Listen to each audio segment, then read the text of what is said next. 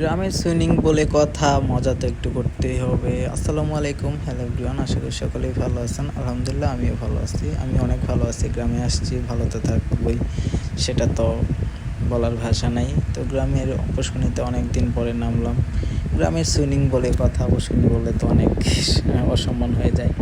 অনেক মজা করতেছি, অনেক ডুবাডুবি করতেছি, কী বলতে গেলে ডুবাইতে ডুবাইতে ডুবাইতে ডুবাইতে একদম কি বলবো, চোখ মুখ লাল করে লাইছি। তারপরে তো আম্মু ডাকাডাকি করতেছে, তাও তো আমি মানি না। যেহেতু অনেক দিন পর ঢাকা থেকে আসছি, একটু মজা তো করবই। আরেকটা পুষ্করণী ছিল, ওইটা পানিটা আরেকটু ভালো ছিল। ওই পুষ্করণীতে যাই নাই, একটু দূরে দেখে তার জন্য যাই নাই। ওইটার মধ্যে একবার ডুবাই আসছি, তারপরে আর যাই নাই, একটু দূরে দেখা। যে আমার ছোটো বোন জামাই, সেও তো অনেক এক্সাইটেড, আমার সাথে মজা করতেছে। এগুলো পুষ্করণীতে গোসল করে না আমার ভাগিনা, সে অনেক মজা করতেছে, বলতেছে যে মামা অনেক দিন পরে আসছি, চলো আমরা পুষ্করণীতে গোসল করি। আমি বলতেছি ঠিক আছে, আচ্ছা চল। বলছি ঠিক আছে চল গোসল করি, যা।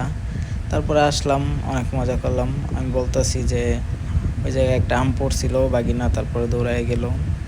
এখন তারপরে যে ওই জায়গায় একটা আম পড়ছিল, বাগিনা বলতেছে চলো যাই। আমি বলতেছি না, যাবো না, তুই যা, আমার ভয় করে, অনেকদিন পরে আসছি, যেহেতু যদি সাপ থাকে সেক্ষেত্রে আমি যাই নাই।